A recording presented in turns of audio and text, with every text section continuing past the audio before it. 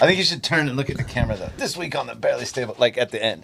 This week on the Barely Stable podcast, the PDGA needs to draw a firm line in the sand to say, this is what it takes to run a professional tournament, period. He's got these long, buff, youthful arms. And breaking into the house that Lola's just going to go eat someone's face real quick. I really want to shit on this thing. So, sorry, we were trying to avoid it, but here it comes. the Disc Golf Pro Tour, the finals. We did get a tech disc in. Trevor finally got his in. Yeah. So this is technology. It's a disc force. Oh, so you can choose the actual disc? No. Oh. No. Welcome to Barely Stable, an intermediate level podcast. Hosted by Daniel Freeberg and Nick Barr. Produced by Daniel Rigdon. Studio engineer Trevor Williamson. A cool disc golf podcast for intermediate players.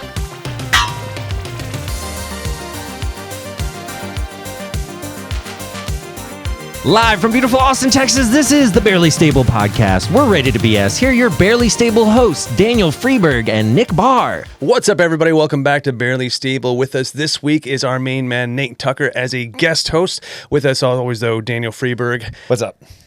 That's it? Jesus, Freeberg, that was a big step. We're really excited. Got an awesome episode today. We have so much going on. Trevor's back. Trevor's back. Big deal. Back in the booth with Mr. Trevor. Daniel Rigdon. Welcome back. So where have you been, Trevor? I've been on tour. So all the places you've been, let's hear them. All right. So we went through Texas, Waco, Austin, Houston. I stopped in Fayetteville to see a buddy, then went to Jonesboro, then went to Nashville, then went to Peoria. Then came back. That's pretty good disc golf life. That's back. pretty good. Then shot a pretty hot round at Kodo this weekend. Yeah. My hottest round ever, I guess. Well, my highest rated round ever. So What was your third round? yeah, Nice. Second round. Second round. 1030 rated. Nice, Yeah. dude. Legit. 6 down at net longs. So. Dang. That's hard. That's- I can't even imagine 6 down at the shorts. So Yeah, I re-teed 3 times at Met, so like I can imagine because I had a lot of time to think about it as we played. We did have Kodo this weekend. It was a pretty great tournament, well ran by Mint Discs and Team Justice and Waterloo all took part in helping make it happen. All in all, a great event for the MPO. Awesome courses to play for. best courses in Central Texas. Maybe the best 3 courses in Texas to play for a tournament. Like, show me 3 courses you can play back to back to back like that anywhere else really in America, and I'll be impressed. But what'd you think about the courses we played for the AM level? I liked it. I like the sprinkle is hard. It was awesome starting at Sprinkle. Yeah. Sprinkle is such a good place for a tournament, especially for like I don't know how it did with crowds. It seemed like it did fine for crowds, but like for a 300 or 400 person A tier. That seems like I couldn't be better placed. Yeah, sure. It was awesome. Not a huge fan of having Live Oak and it was like we thought. It could be because I didn't play that well at Live Oak, but I went in there expecting old Freeberg's going to shoot 8 down, and I shot even, which wasn't terrible, but it wasn't good.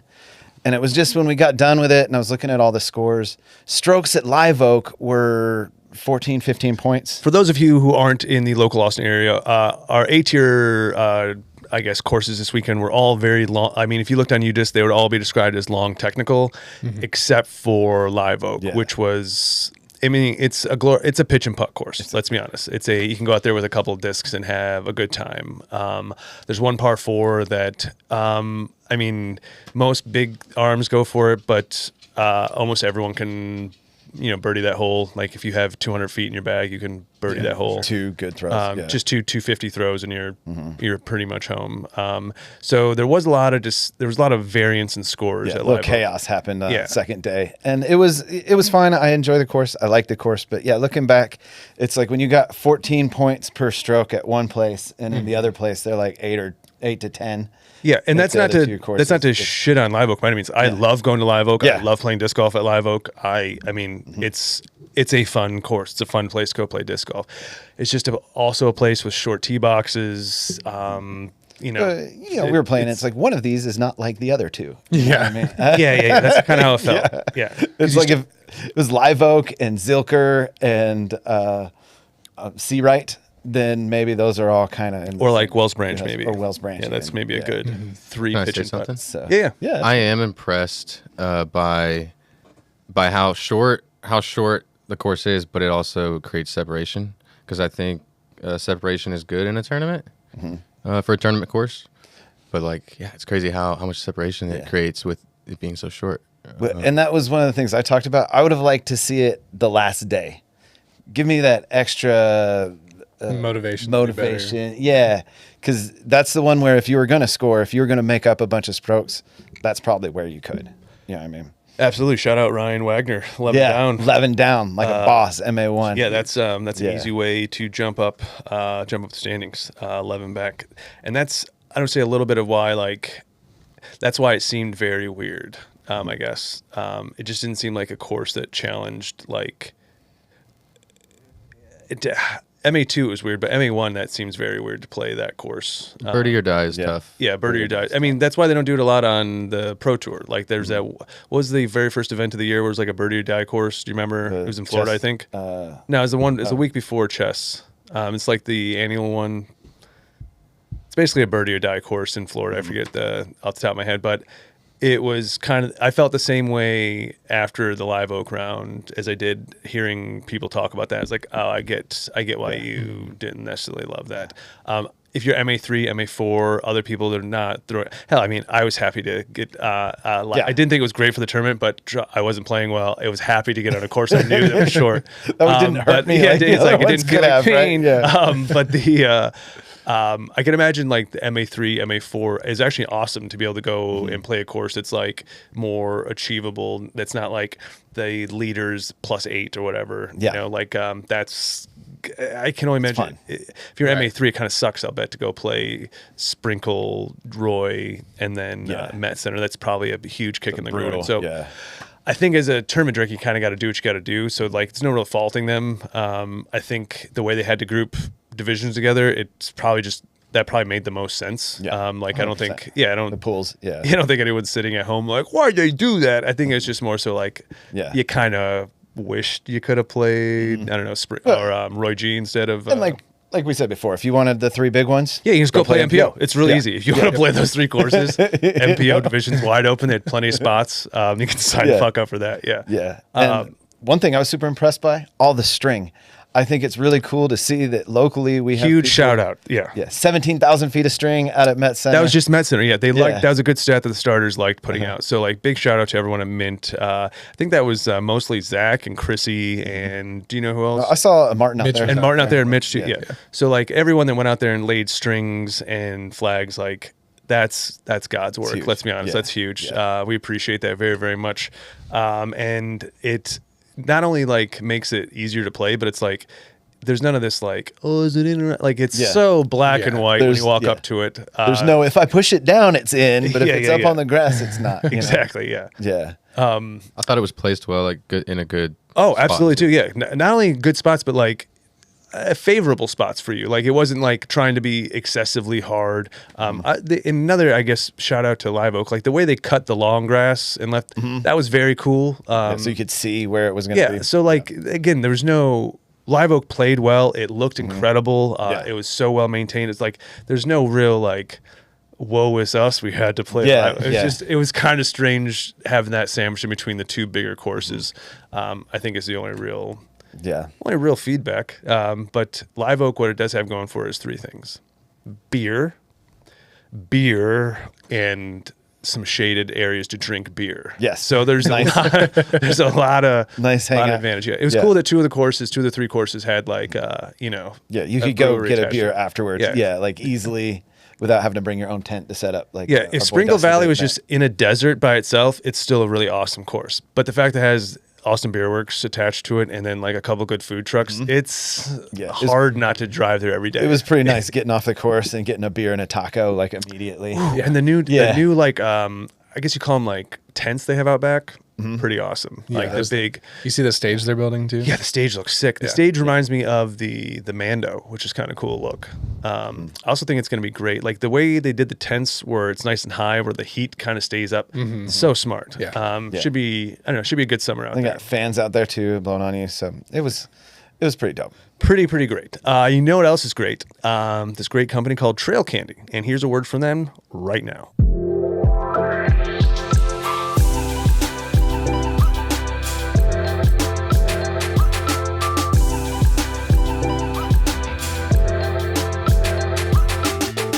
And welcome back, everybody. Barely Stable Podcast here with special guest Nate Tucker. Going to talk about some Disc Golf Pro Tour stuff that's some changes they're making. Yeah, but before we get started, Nate Tucker, you got a pretty cool series. Yeah. Right? He wanted to talk about it. We told him no. We told him no, but we were messing with him. Yeah, that was obviously. So you run a sanctioned league here in Austin, right? Yeah, Tell us about it. Another opportunity to get some sanctioned rounds under your belt for dirt cheap. We're running a sanctioned league called the Fairways Tour. I was desperately hoping it was called the Dirt Cheap. We should do like a 12 week Dirty Dozen. That's league cool. or That's a good something. name. I like Yeah. that too. Yeah. Fairways Tour. Yeah. Fairways Tour is going to be at multiple courses in North Austin, Round Rock, Georgetown area. Some of the courses that you just don't normally get sanctioned rounds at. Leagues are a lot easier to run because you don't have to shut down the course, and it's just a lot easier overall. Do you have to get the same kind of, I guess, like permits and stuff from the city to run leagues? No, because you're not renting out the course. Oh, nice. So it's just fair use. Yeah, you're not shutting any. Yeah, no, but you're not stopping anybody, and yeah, Cool. yeah. Nice. So And- we will start the South Austin version of that, and we'll meet at the river, and then we'll have a South versus North at Roy G. I love it. Hey, I love it. that could be fun. I love like it. that. I just said we'll start one in the South, so I don't have to keep driving up north for that. I actually wanted to run one of the weeks at Bible Ridge because I love that course so much, and just It doesn't get played enough. I Yeah. feel like Southwest Beverage doesn't get talked about enough. It's got the most elevation in town to Yeah. play from. It's got some of the more iconic holes, but like no tournaments are ever out there ever. Right. And it's also like it's not that far of a drive. It's like it's closer than most other like if you are destination courses in Yeah. town. Oh, yeah. Whether it's Moody's or whatever, like that's it's fucking right there. yeah. Yeah. So how do We people also- sign up for the Fairways Tour? Yeah. I want to talk about the fairways. He's doing a little Taylor Swift thing on it. We took some pretty cool pictures. We'll put them up on the screen for y'all. But he's been copying.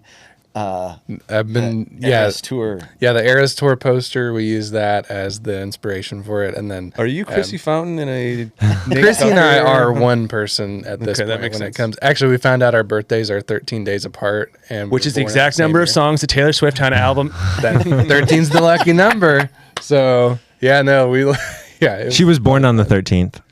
So how do people sign up for the Fairways Tour? 1989.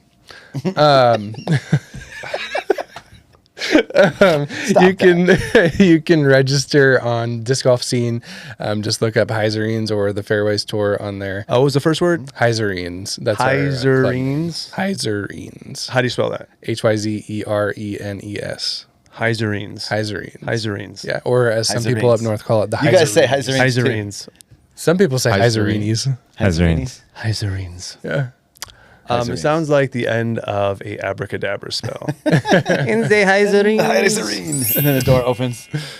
But yeah, you can sign up on Disc Golf Scene, and then on Thursdays, it's a flex start. We're going to start at 1:30 this week. I don't know if that's going to be the same for every week, but the last tee time will be 5:30 every week. That's pretty awesome. And this week's at Northtown, right? Northtown, yep. Northtown, and then we'll make our My way home up to course. Georgetown.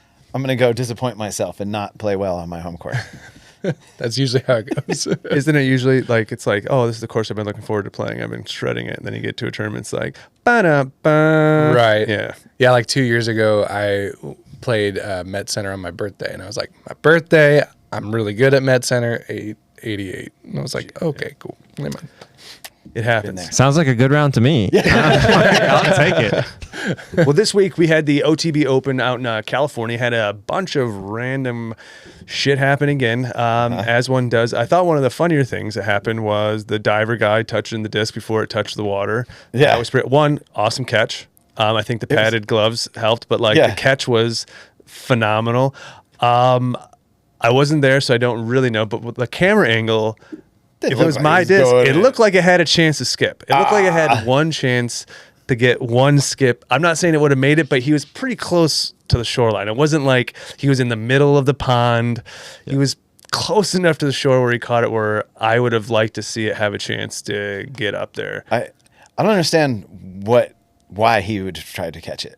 Well, he's been since So I he think doesn't have to look for it. Well, and then too, like I think what should be said that no one's talking about is that there was 4 or 5 guys in that pond all weekend from the practice rounds all the way to the last day, getting everyone's disc, most of the time returning the disc to the pro the same day. So it's pretty impressive what they were doing. Like the service does not go unwelcome. But I mean, before the shot, she did say, if I goes in there, grab it for me. Technically though, like he touched the disc before it touched the ground. So she could have, by the rules, just abandon that throw and not get no stroke penalty. Yeah, so she could have just teed it up again. And I'll tell you, second off the tee is usually pretty good after you miss that first one. Yeah. I know I re-teed 3 times on Sunday. We won't keep bringing it up. But the other couple things that happened I thought was a little interesting with that was that the kind of outrage that people had against the guy. Oh, yeah. Right away it seemed a little overwhelming. Like, it seemed like a little too much. But even she wasn't mad at him. That's what I thought was funny. She's the only one that's allowed to be mad. Whatever she feels, everyone else just needs to back her up. And she seemed completely cool with it. Yeah. So like, I think you got to let it go. Yeah. She came out and was like, I feel really bad that people are dogging him so hard because he's out there doing a good thing. Yeah, very good thing. He got paid $0 for that. He might have got a T-shirt. He might have got a couple discs or like some freebies from some but he got 0 guaranteed money for swimming in a pond all weekend. I can tell you that. Yeah. And breaking into the house, that Lola's just going to go eat someone's face real quick. Is that a big deal? The security went off. Security alarm. It's doing what it's supposed to. So the other couple things, I mean, anything else you guys want to talk about for the event this weekend? Trevor, what did you think about the course out there in California? I'll be honest, I didn't watch. I was playing too. I didn't really doing watch a lot things. either. Should we just skip to the next topic? I've got an opinion on it. Okay, let's hear. There's a few courses on tour that I watch, and I just can't understand the layout of the hole. And I don't know if that's from not being there. Like Waco, I've played it so many times, I can go there and I can watch that tournament and understand, that's where that. But everyone complains the same thing in Waco, though. Right. Yeah. And so I thought the same thing with Delaware a few years ago, but this tournament, I couldn't tell. They'd throw a shot, and then it was like Philo and Ian. They're like, oh yeah, that's in a good spot, and I'm like, that looked like it rolled trash the wrong way. And so they're like, oh yeah, he'll be pretty fine from there. Here's what I don't think they do a good job of, and this is where it's just like, I don't want to say it's like, maybe they'll eventually get there. Like everyone's on a path of like being the thing they want it to be. So like, I don't think the Disc Golf Pro Tour is like, this is a final product, will never change or get any better. So like, it's hard to really like, I don't say judge them, but as they solve those kind of problems, a thing that I think they could do, like right now their fly-throughs don't necessarily fly through the hole in a way that kind of explains to you what's going on with the hole. Sometimes it's artistic, sometimes it's cool. It's never like a bad looking shot, but it doesn't necessarily help me orient like what's going on. So I think like as they show people on the box, I think you need a little bit of a video game overlay to help people out. Show me the map of the hole on the left, show me the landing zone where they're kind of going for, and then on the screen, give me some indication on the screen, like whether it's just John Madden X on the drawing board, whatever it is, give me some indication where they're trying to get. Because a little bit of coverage I did see, I felt the same thing. I was like, this is chaos. Like honestly, it made me, and this is not the whole reason I didn't watch it. I was kind of like out of disc golf mind on Sunday, but like I turned around, I was like, I don't want to have to like work at understanding what's going on the screen. I'd just rather not watch. Make this easy for me. Yeah, exactly. I think the one group that did it really well was during COVID when they did the DDO the first year, and it was on CBS. I think it was Jomez was the one that filmed it. They did the drone fly through, but they also did like a upshot way back, and they showed the flight of the disc, like where it should land, just like you were just talking about. That's the overlay and the Jomez thing. I think what Jomez does, and I think this is what, like, if I was in a production meeting with Disc Golf Pro Tour, like I'd have 100 notes, but one of them is that they're going through the course and they're capturing their pretty shots. Bring one person with you whose whole purpose is to throw shots off of the tee box, so that as you're filming the hole, you get to see some shots going down the different lines. They don't have to be great shots. And I'm guessing most of the guys that do the filming all shred. All of them can play, right?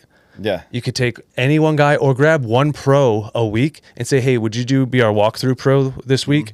And that lower level pro can now have a chance to go get a little FaceTime on screen. That's a good get a little notoriety. I've got a million of these, man. Give me in one production meeting with Disc Golf Pro Tour. We're gonna start and the whole world changes. the Nick Barr disc golf production. No. I just want to help them Ching. level up one time and then let them do this. Well, and that's a lot of stuff that they can do. They don't have to do that live. Like to get you the prelay, they can do that before. This is all happening the week before. Yeah. There's a lot. That's kind of the note I saw when I was at those couple events was like, there's so much, like they've acquired so much gear. They have so much personnel, but they're not necessarily like utilizing all the assets they have in a super, not any same efficient way. Like they get what they're trying to do done, but it's like, well, why don't you also maybe do this? Like you could have a content creation program with the players where like all the players at the top all get chances to film and be filmed and whatever. It's all the players at the bottom that don't necessarily get a chance. Work with those players on some content creation type things. It could be just one camera guy following around a practice card. It could be using them for different things. Like the players are the product. How do we bring more of the product to the forefront and not have the sport try to be the thing that's carrying like the production? Like the people and the stories of the people are kind of what's more interesting. Like all the people that are from, like if we're playing in Austin, why not interview the 8 players from Texas or the Austin area or whatever? If you're in California, the California people, like why not integrate some personal stories in those areas? And then those people can tell you about the courses, about the neighborhoods, about like, it's like, it writes itself. Like this is not a thing you even need to, They're looking at Sprinkle. Talk to Mason Ford. I've done a bunch of challenges out here. Like, that exactly. That kind of thing, I think just, I don't know, makes it, but, course. and also it gives you a thing that like now when I'm watching as a premium subscriber, when you go to commercial, you have a thing you can cut to and show me rather than showing me just some bullshit screen. Like I'd almost rather have a fucking commercial than whatever the fuck you're showing me where it's just like the like the stat board. Like cut to the cam on hole 18 where there's like always something happening. Like show me fucking anything besides nothing. Like just show me something. Like I honestly wouldn't care if you just showed me Philo smoking a cigarette behind the booth going, yeah, I can't fucking believe this bullshit. This fucking shit's great. Like that's more entertaining than just the leaderboard with some bullshit music. And man, another thing, like your production doesn't need to match disc or pro golf. Like the music can be fun. The music can be lively. Like you could have some guitars and like it doesn't have to be like Jomez had a great vibe music wise. Like sometimes I'll just put on the Jomez fucking playlist on the course because it's good. Like, you know, No, they do that on purpose. That's so that when I'm watching, Nikki will fall asleep. Oh, there you go. And then I can watch for an extra hour. It seems like a lot of coordination just to get your wife to fall asleep. That's pretty good. But again, we don't want to go down too deep to rant. But what's that? Talking about things that make you mad, I was going to go up to the Champions, the new Champions Cup move. Oh, the Champions Cup move is just an interesting move. It felt like Champions Cup was supposed to be a wooded course that like challenged people in the woods. And when they moved it to Northwood Black this year, I don't love that you play that, then you played it again at Ledgestone, but I rather it be at a course that everyone knows and loves and respects that's in the woods than some made-up course on a golf course.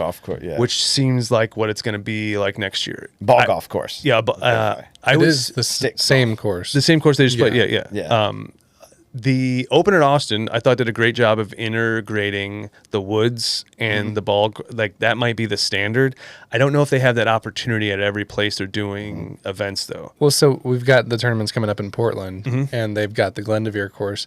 And originally when that course went in, I didn't love it. But the last few years when they've done different things to it, it's got elevation changes. It's got it's not wooded per se, but you have shots that you have to Shape, hit. absolutely, yeah. And so, moving to Stockton, it's such a drastic change. But at the same time, the Champions Cup is not one of your regular majors. It has been lately.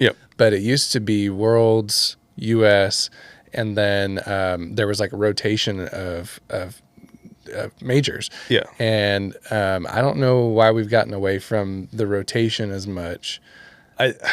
It felt like COVID sort of like stalled it, and then they sort of just stayed in that mode. Continue on. I don't know. Was Champions Cup even in the play for like a few years before COVID? I don't think so. That's what I mean. I think like when things stopped rotating, I don't know. 2020 was the first. Am I wrong? I don't remember when they started Champions Cup. I just don't remember it being a thing, and everybody was like, "Oh, this is like the coolest tournament." And I was like, Is it though? don't remember it. Yeah, and it's the coolest trophy, but it definitely is the coolest trophy. That should be everyone who's getting a trophy made for the tournament should see that trophy and go, "Here's your goal. oh yeah, Be as good as this." Yeah. I guess the positives here though is that ball golf courses typically have a better fan experience. yes, Unfortunately, like most fans that go, the fans that do go, attendance has not exactly been stellar. Yeah. They are kind of stuck out in the sun, out. Like, I don't say you're there to watch disc golfers play disc golf. If you gave me 3 other things to do while I was there, I would be more likely to not only go myself, but like bring other people with. So like interactive fan things, Maybe some live music. something that's just Yeah. more than just showing up and having like kind of limited access to In a walking park. around. To a few holes that you can see. Yeah. Exactly. Like Sprinkle is a weird course because half of it's like deep woods. I didn't get out for USW DGC, but I know that like those open holes were awesome to spectate on. it was like, 18 was surprisingly great. Yeah, great. 17 yes, and 18 like were- 16, 17, yeah, 18, yeah. like the final stretch. It seems like that kind of layout with the open field in the middle and the court. That's premier watching. But and then they had all the other stuff. They had food. They had obviously beer. Yeah, because you're at Austin Beer Works. Yeah. That I think that venue helped a lot, right? Yeah. Oh, yeah. So like that vibe, if you will, might help these type of events where like if you really want attendance to go up and if you want to say, well, the reason why we're at a ball golf course because it's better for people that are attending.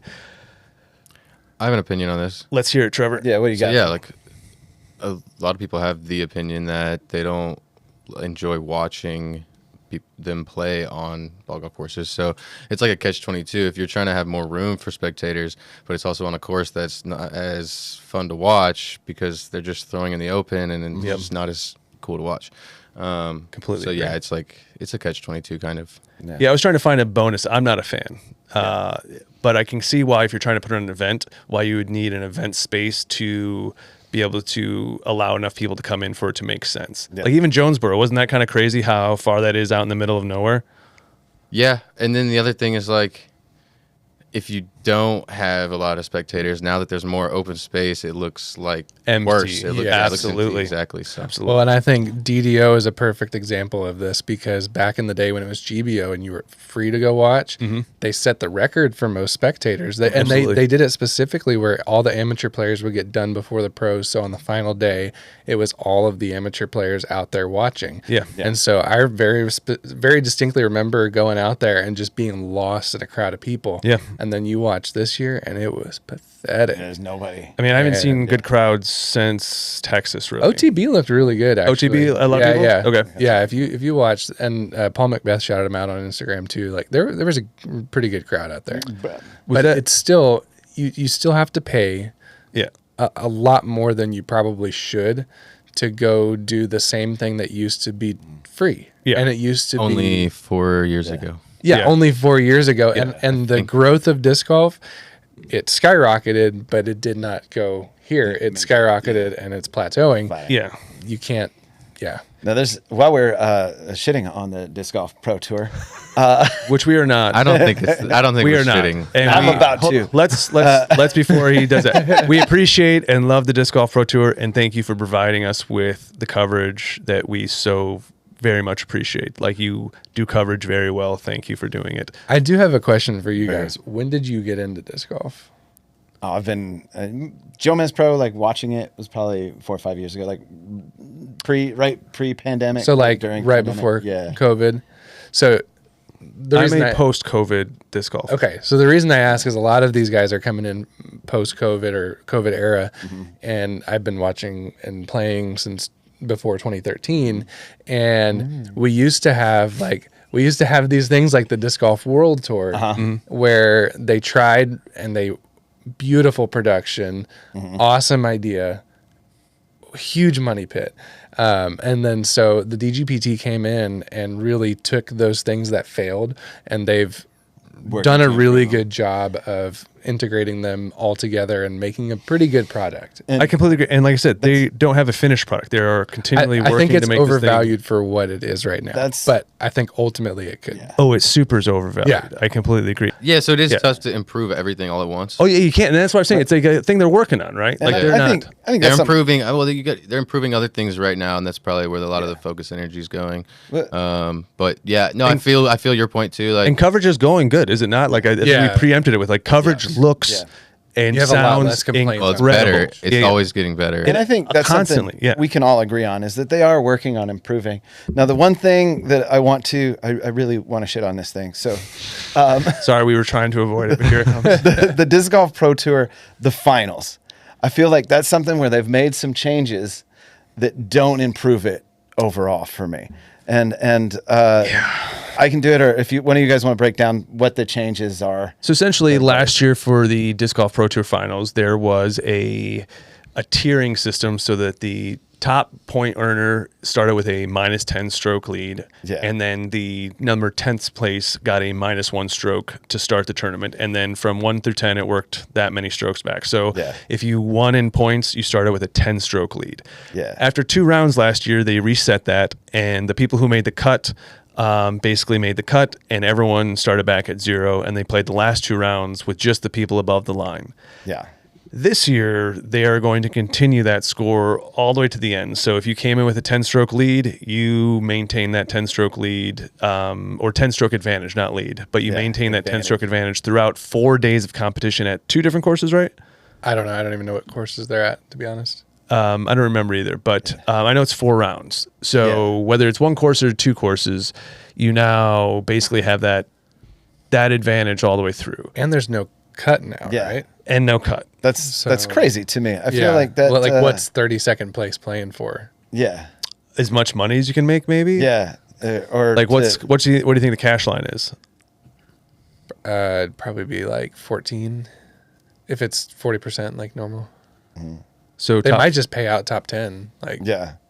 So if you come in with the most points, you're probably going to get paid out. Like unless you just shit the bed, or unless a 10-stroke advantage to go into crazy, a tournament. Right? Like from the get-go, that's insane for the person who, like, let's just talk Kristen Tatar. If it's Kristen Tatar that gets the points, she's already going to put up a 10-stroke win, more likely than not.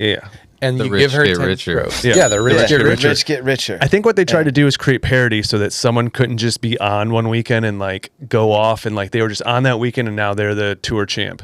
I get that. But here's the way to completely avoid that. You don't need to have an event with as many people.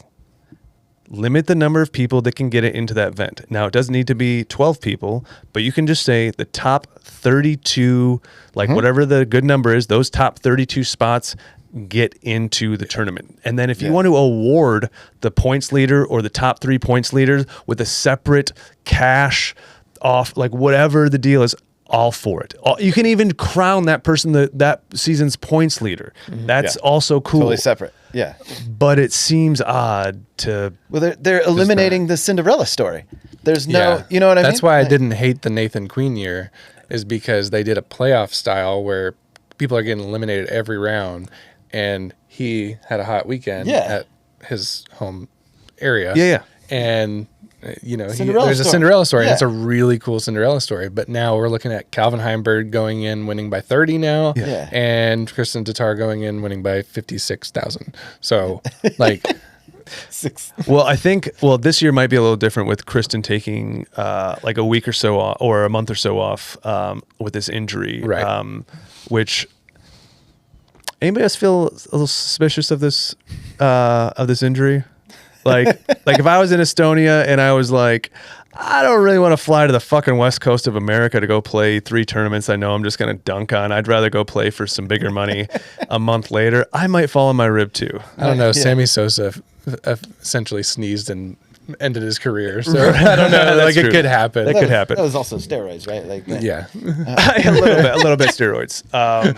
The Also, I just wanted to say first, everybody cashes in the. I can show you guys. Oh, okay. So like last year, you're gonna make $2,500. Yeah, there's at a least. minimum payment, right? Yeah, you get So just for participating, but it looks like to actually increase on that, but you that have was to be. but like, that was top just top. 32 people that made the cut, though, right? yeah. So okay, Correct. what kind of Yeah. strokes did they give them for this tournament? I know it was minus 127. That's come on, Ricky. You don't need that. I guess he needed it to be Kyle Klein, but still. Oh, 6 yeah. rounds. Okay, so round 1. So what was the par for? Yeah, they gave him like 51 strokes. Yeah. Because they put in a What? 3 for round 1. Yeah. See, that's even worse. I guess the new system's better than that. That was last year. Yeah. That's absurd. That's absurd. Yeah. I think I Richard remember watching it last Wysocki? year and just Is not. it funny seeing Richard Wysocki? Richard. Can we start calling him Dick? Dick Wysocki. I like Dickie Wysocki better, but yeah, I'm cool. I also And then- think Rick's cool, so I'm not trying to shit on him. One last thing we wanted to touch on was tour cards for the pro tournament.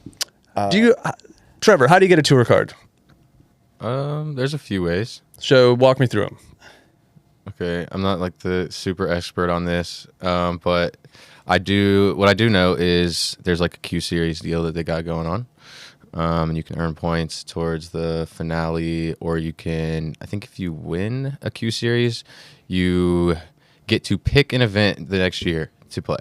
Right. For like, so you only get a tour card for one event. Yeah. But there's also like you can earn tour if you're playing actual tour events. You can earn points and earn a card again or something like that. So do you get? So if you are, let's say you're Emily Weatherman, who has to play herself into every tournament. Yeah, I was reading about her. I want to brag on her in a minute. but Well, what you does go. she? How does she go about? Like, at one point, does she have a tour card?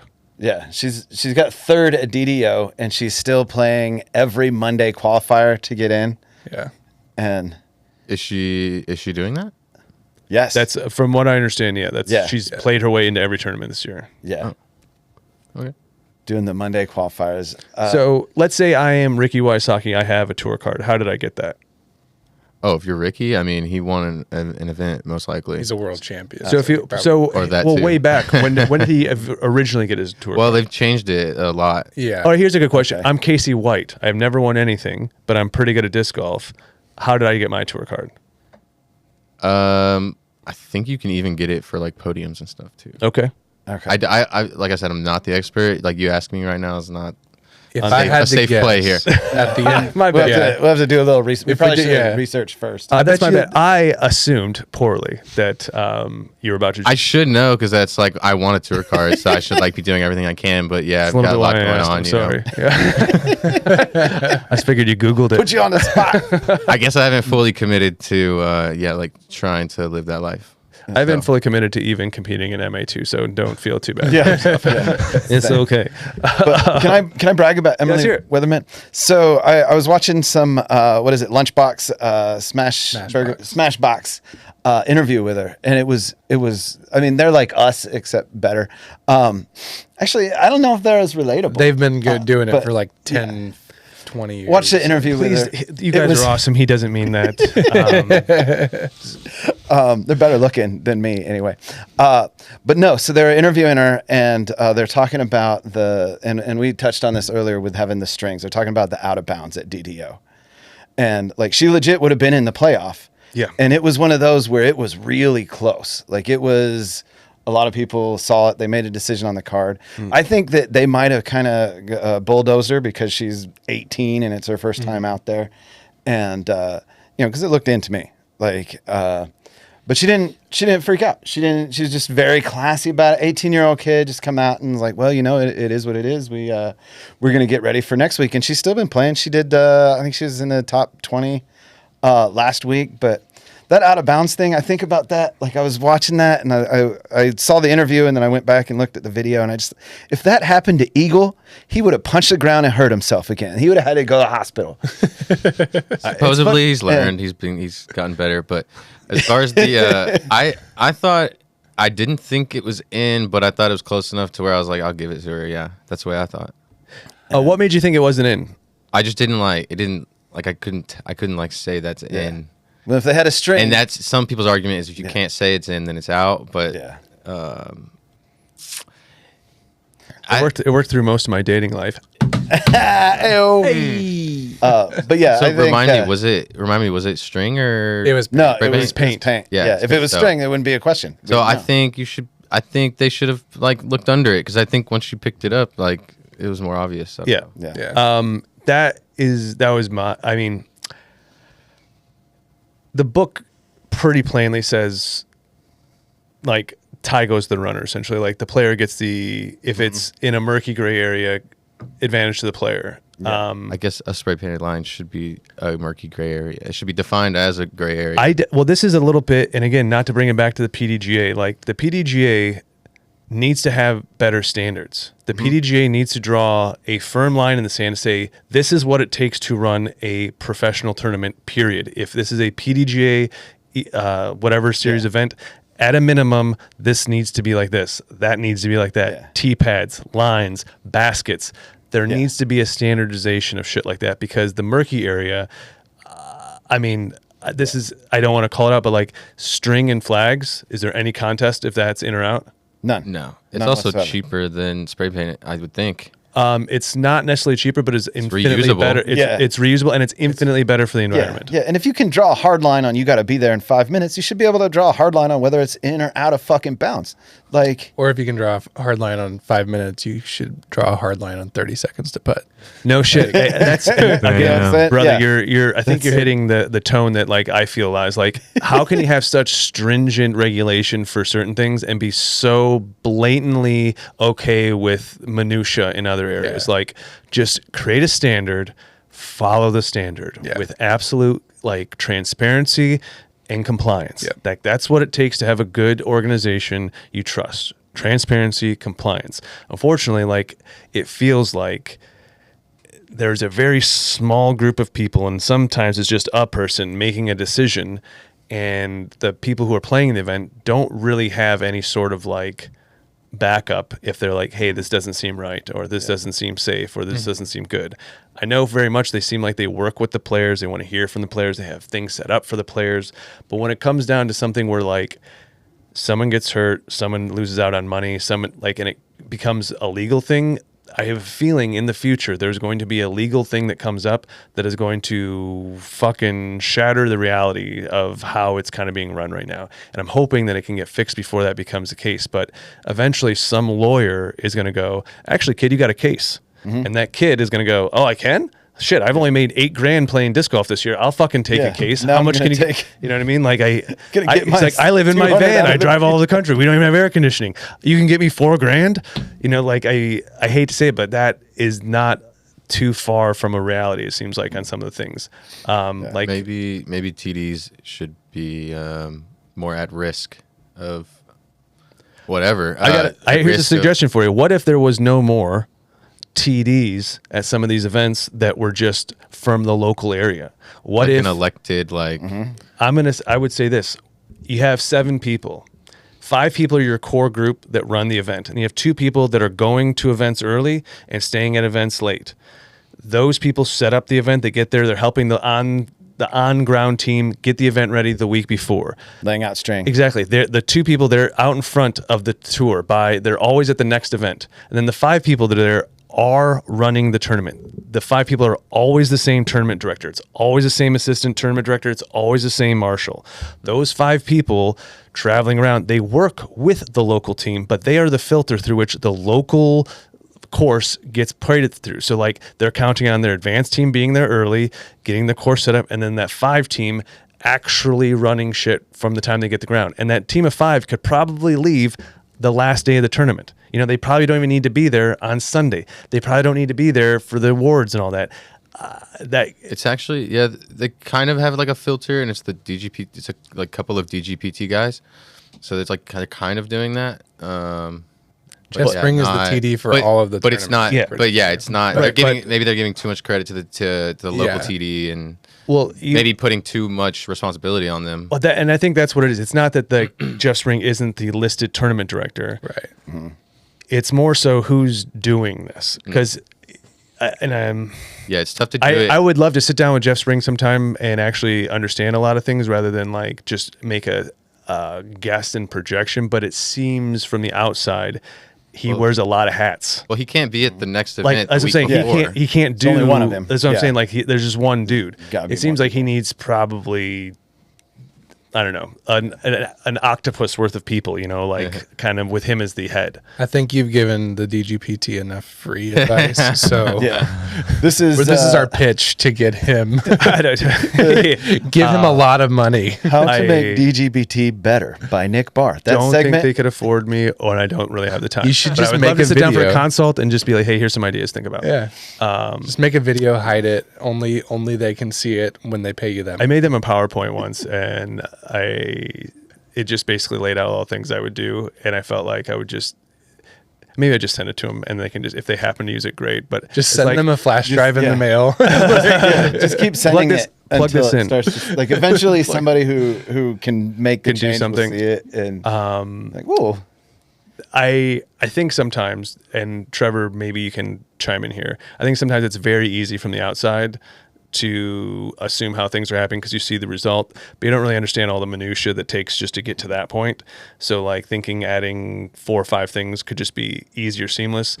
No one thinks that, and no one thinks that what they're doing, at least I don't think that, and no one, I don't think anyone in the room thinks what they do is easy. Like it's not like they're like setting up for like, oh, here's a walk in the fucking park every week. Well, they're still honing in what they've got, so it's hard to like start trying to do new stuff as well when you haven't even like fully, Yeah, and I mean, you're there's not still fully confident in the product you have yet. and so. you guys are still like, I mean, the teams you guys put together is fluid every week, so you're not even working necessarily with the same 12 or 15 guys, right? Exactly. Yeah.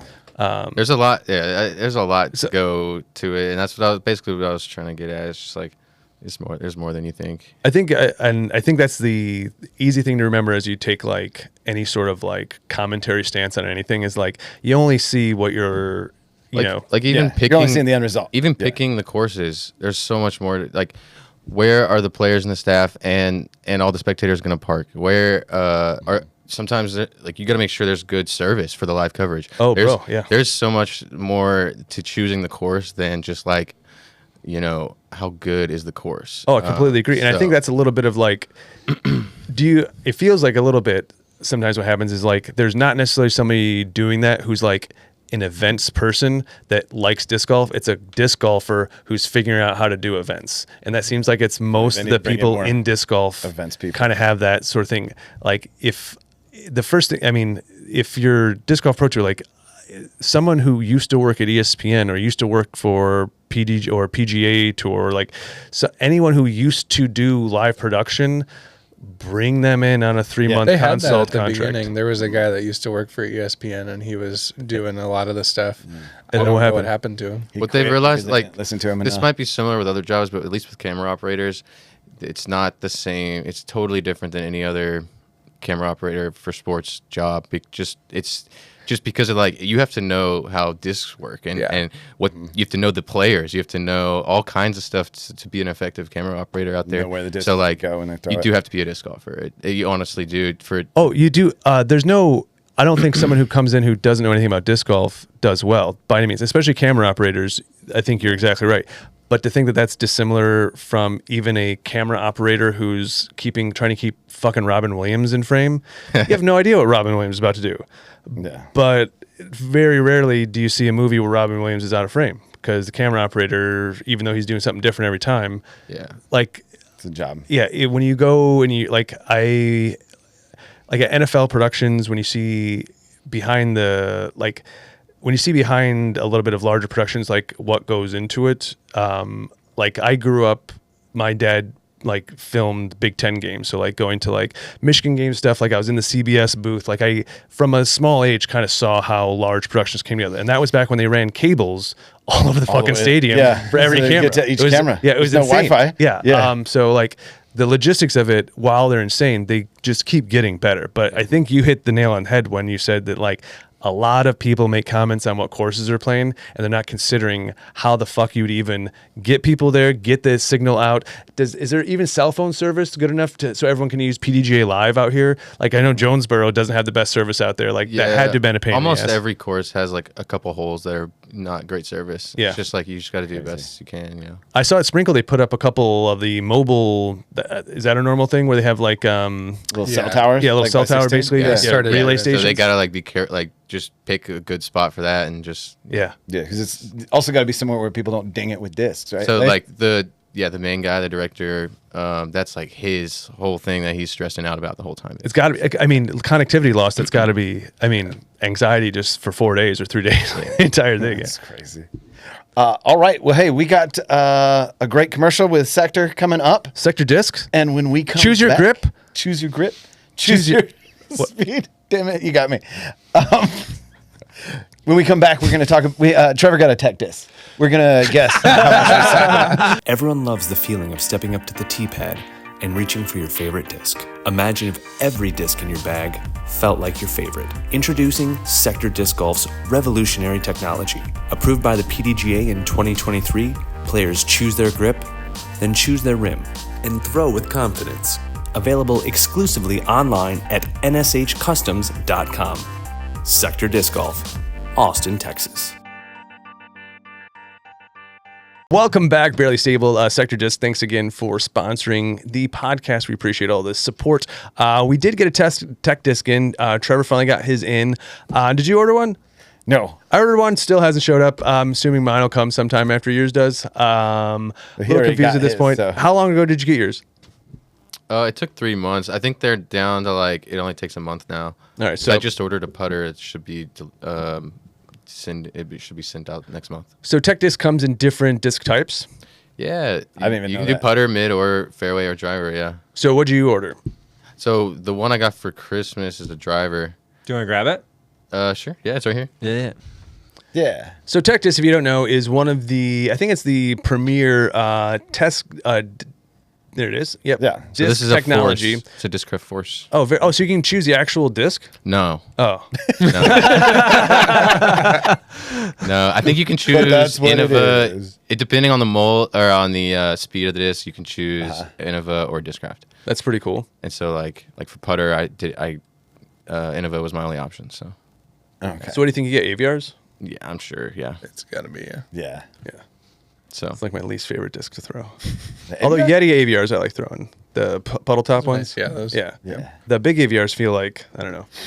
So yeah, one of the cool things is like the sensor doesn't know what disc it's on, so you can change the flight numbers in the program, and it's really just for hand feel. That's really like all that the Got disc it. matters. So And it measures your airspeed, Arm speed. arm speed, airspeed, your arm speed, your spin, right? Rotations, yep. I don't know if it's arm speed or disc speed, but Well, it's definitely disc. similar. It definitely disc speed. Yeah, but it Yeah. measures at release point, right? Yeah. Measures at How the snap. fast it's Yeah. coming out. Yeah, so speed, spin rate, nose angle, how much hyzer and anhyzer, and then launch angle. And then this is like an app you download on your phone. Yep. You throw it into a net. Mm-hmm. I guess you could throw it on the field, but you shouldn't. Yeah, I kind of want to try it just to see how accurate the distance is. Or how much the tech disc affects the flight of the force. Yeah. Like, True, yeah, because Oh, yeah. this sensor definitely adds like a lot of grams. many grams. But it measures all that. It shows up right on your phone right after you throw. Yep. And we are going to guess how So basically, we're we're gonna go shoot a little segment. It'll be available a little bit after this podcast comes out. So come back, probably 2 days after the podcast comes out. But what we're going to do is everyone's going to throw the tech disc, and we're going to try to guess our arm speed and spin rate before we go out there. And then when we come back next week, what we're going to do is see how accurate we were and maybe show a little bit of what we shot for the tech. and disc probably make fun of statement. each other. A whole Definitely muy bien. Very good. Is all I'm going to say for everyone's throw. I don't want anyone to make fun of mine. So I guess the first thing we'll do is do arm speed real quick. How fast do you think you can throw Freeberg? The range, I saw a thing with Scott Stokely said that he had really fast arm speed. Yeah, shout out Y'all Scott want me- Stokely for Y'all want me to tell breaking you the record. because I already know. No, my I want to numbers. hear his guess. Yeah. And I did cheat. Ryan had one a while back and I threw that, but that was months ago. Months ago, so it's probably way different And- now. It's probably, I haven't changed my throw in 4 years. I'm going to guess back then my low was 42 and my high was 50. And I'm going to break 50. My goal is I'm going to break 50 miles an hour. Okay. We're talking backhands only, right? Backhand. Backhand. Okay. Yeah. Cool. I wouldn't mind seeing a forehand though. Yeah, the numbers just always change. Okay. Okay. It was different, but so yeah, I know my Stokely's numbers. was a Do y'all forehand. want to know my numbers and then you can guess off those? No, let us guess first and then Okay. tell us your numbers. All right. All right. Yeah. Rigdon, what do you think? I'm gonna go Wait, with I 50. didn't do spin rate yet. I thought we'd just do everyone's arm speed first. Okay. but yeah, Okay. let's go. Sorry. Do your spin. go back I'm to sorry. Freeburg. I screwed up. Go I'm right gonna, I'm gonna go back to Freeburg and I'm gonna say 55. rate. I'm gonna say 55 miles per hour for me while I'm on Freeburg. Spin rate, I'm going to say Trevor wrote low of 800, high of 1350 up there. I'm going to go 875 for my spin rate. Cool. Yeah. I'm gonna go 900 because I want to beat Freeburg. I'm gonna go 901. So I'm not, I'm going to say $1, Bob. $1, Bob. Price is Right sound right here. I think Price is right. Oh yeah. Just the guy climbing up the mountain game. Okay. as Arm a- speed spin rate for you, Nick. Oh God, I don't know. What do you throw? What was yours, Trevor? You were supposed So to. he was my- gonna You tell us. agreed to that dumb shit. Not me. My Cheater. let's see, my backhand. I'm like maxing out at like 60. Yeah. So speed and then spin rate. I'm like, if I hit 1300, that's I'm hitting like 1200. I'm hitting like 1200. So I've got to get it up to like 14 though, and I've got to get my speed up to like 70. So I'll guess. You said you're gonna throw 50. Yeah. You should be able to hit 50. You can throw farther than me. It doesn't mean that he's going to hit 50, but All right. Yeah. he could. I'll be bold. I'm gonna hit. I'll match your numbers. Okay. My 80% I feel like is like 55. So it's So not- I'm gonna. My goal is 60. And what was your spin? 12, 11. Yeah, I think spin is easier to do than speed. So what's your spin? 12. So I'm gonna try to hit 60 and 12. 60 Nice. and 12. That's my goal. I'm not going to get to either of those. Dude, I'm okay. excited. Yeah. Let's do this. I'm going to work on my putting. Oh wait, we gotta. It's a good idea. What about Nate? I'm going to say. Hold on, Nate Tucker. Before we Nate start, Tucker. throw your arm up in the air real quick. Yeah. Yeah. He's got these long, buff, Oh, I was like. youthful arms. Yeah. tall. He's got Tall. 9 foot long arms, Yeah. 12 foot wingspan. I'm not as little as I look sitting next to this guy. Yeah, I'll probably say. I'm probably gonna say 60. So I'm probably not gonna hit 60. But Spin? spin. I don't know. I don't feel like I spin the disc much. I'll say 1100, and I'll be happily surprised if I'm over. Hell yeah. I really have no idea, and I'm not saying I don't necessarily care, but like I'm more interested in like some of the other things it gives me. And the nose angle and the. Yeah, I can't mind. I was hoping to like I kind of do it with the net. We'll show some on the video, but like it's a little bit more to me. Like I really want to curate a consistent release, like you can count on the release. So like getting the nose angle, the wobble, the hyzer angle. So saying I'm gonna throw this number and then hitting that, yeah. That's I think more important to me, and the thing I'm more interested in because I feel like that's how you shape shots and that's how you like keep the disc going where you want it to go. I'd love to keep getting a little bit more distance, but like if I'm about my back distance now and that's all I can throw ever, I'm not gonna like. It's not the worst thing in the world. Right. But I'm assuming that as I keep cleaning up my form, that like a distance will just keep adding on. If that's, I don't know if that's how it seems like it's worked in the past. It doesn't seem like there's been like, I don't know. I feel like you can only throw like 250, and then all of a sudden you learn how to snap, and you're like, oh wait, you can throw it 400 easy. Yeah. And there's like a big jump that happens, and then there's like not much that happens after that. It's just like, oh, I can throw 407, 49, 420, 450 if you get a lucky one. Doesn't really feel like there's any real. If I ever throw 450, you guys are never going to hear the fucking. We'll go out to Lago Vista, and we'll go up to number 1. Oh yeah, throw it over the hill. Yeah, just all downhill. A little bit. When we did that, didn't you throw like your buzz farther than I could throw anything in my whole bag? I might have. It doesn't really matter. But I think that's how tech disc can help. So if you own a tech disc, you want to see how you compare with these intermediate and pro level. I forgot. We might have to rebrand a little bit, especially. We might the tagline will still stay barely stable, but we might the intermediate level podcast might become a different thing. It's just like this stuff. You just got to keep leveling up. Yeah, you just got to. We'll just reformat. I think we'll just keep bringing in people that are better, so that they can make up for how much better I'm not going to get. Well, as I say, like the three of us probably intermediate, but we just offset it with some some 1,000 rated play. We'll be good. Well, if you're looking for that or some of other content, it's available just about anywhere. You know how to click shit and find it on YouTube. It's pretty fucking easy. So do some of that if you want. If you want to help out the boys, that little bell button, the subscribe, all the other little things to help the algorithm. Comments. I'll reply to your comments. Promise, unless it gets over. I'll tell you what. If you see this far and you give a comment down right now, we just ordered new stickers. We'll send stickers again. We had 2 whole fucking people do it last time, and we sent both those stickers out. So you're fucking welcome. If you want some more stickers, comment down there. Give me a sticker. If you listen this far, we'll send them. No limit, no cap. Yeah. We'll order another pack if we need to. That also means not lying in youth. No cap. The Utes are saying that? The Utes? Yeah. The people in Utah. You're saying there's 2 Utes. The 2 Utes. And they say no cap. Thank you so much for watching. This is the Barely Stable podcast. Remember, watch out for the iron leaves and just be cool. I'm in the park, early morning light with the disc. I'm ready to take flight, forehand or backhand, it doesn't matter. Every throw I